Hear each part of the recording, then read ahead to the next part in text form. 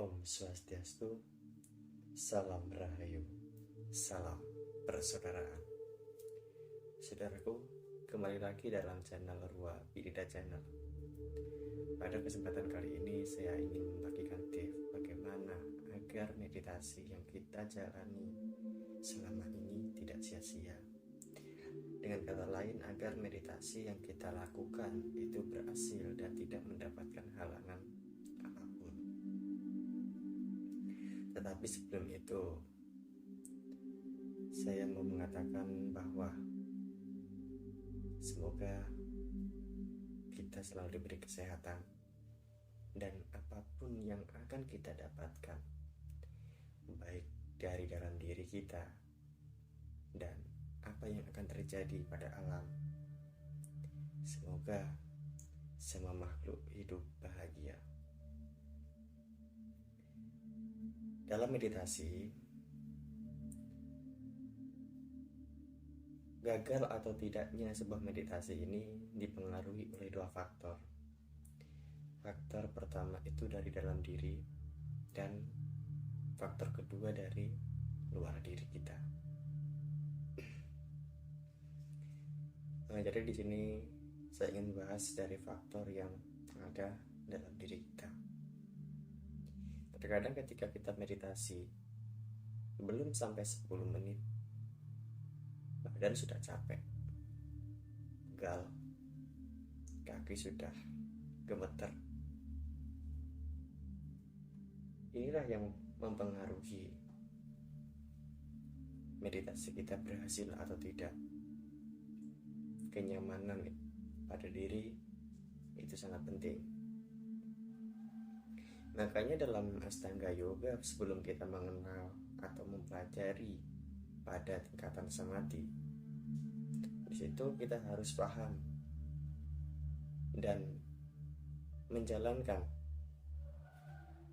bagian yama niyama, asana, pranayama, pengendalian diri, pengendalian rohani, sikap duduk, asana, dan pranayama, mengatur napas. Ini yang mempengaruhi meditasi kita berhasil atau tidaknya.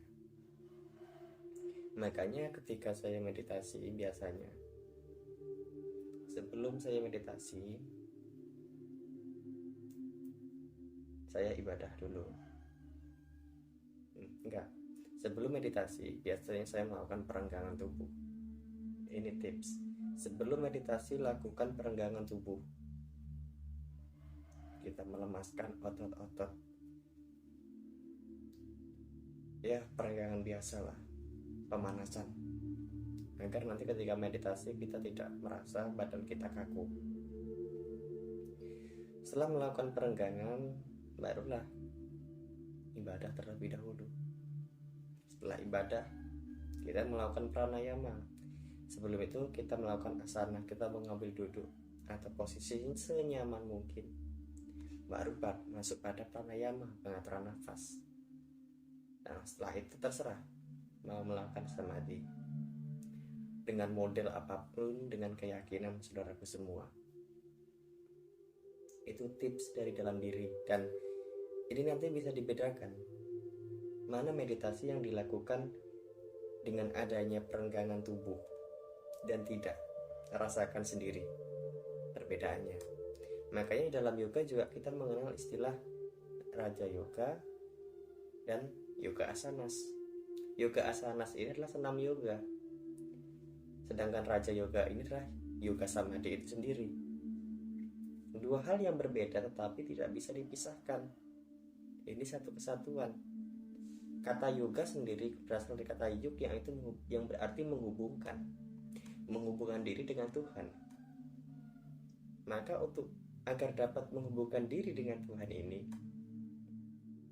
kita harus menyeimbangkan antara jasmani dengan rohani, antara asanas dengan raja, seperti dua rel kereta api, agar bisa berjalan seiring senada dan tidak terpecah. Itu tadi tips dari dalam diri. Sedangkan dari luar diri, ini mengenai kenyamanan kita meditasi di mana. dan kapan pelaksanaan meditasi yang baik. Bagi masyarakat Jawa, meditasi yang baik adalah meditasi yang dilakukan pada sepertiga malam. Jadi antara jam 1, jam 2 hingga jam 3. Ini adalah meditasi yang baik. Kenapa diambil pada waktu-waktu tersebut? Ya karena adalah kesunyian.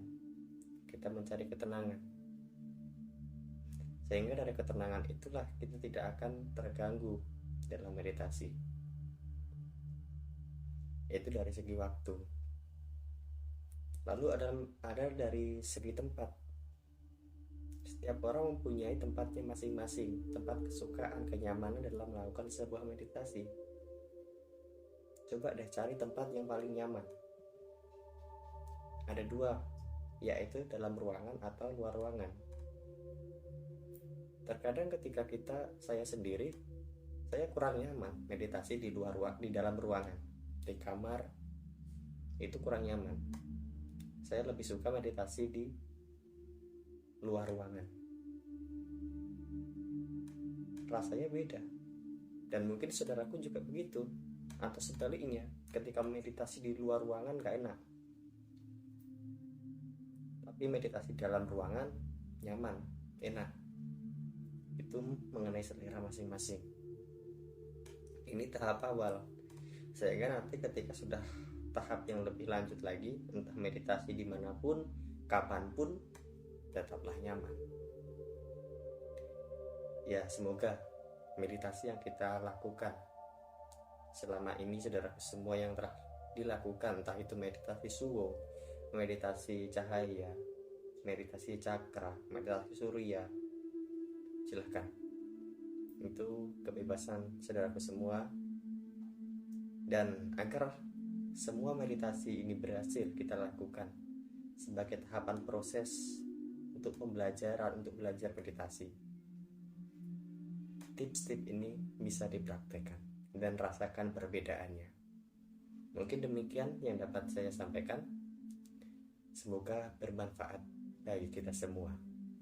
Salam Rahayu, Rahayu Sakum Dumadi.